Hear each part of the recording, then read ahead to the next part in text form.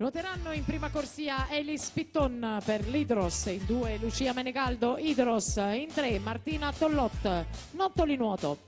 In quarta corsia campionessa italiana giovanile dei 100 rana e vice campionessa italiana giovanile dei 100 farfalla Karen Asprissi, Sporting Club 63.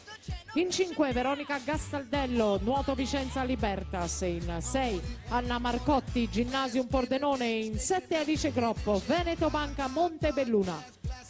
In 8 Chiara Bagatella, Acqua Ambiente.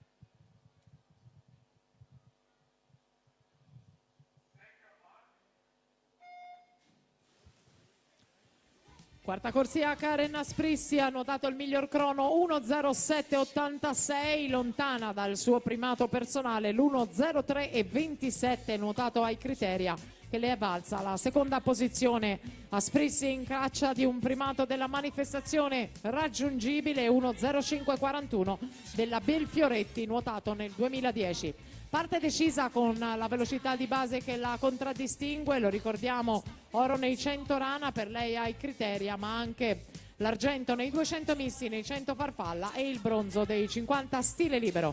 29,42 Asprissi, Gastaldello 31,59, Menegaldo 31,60.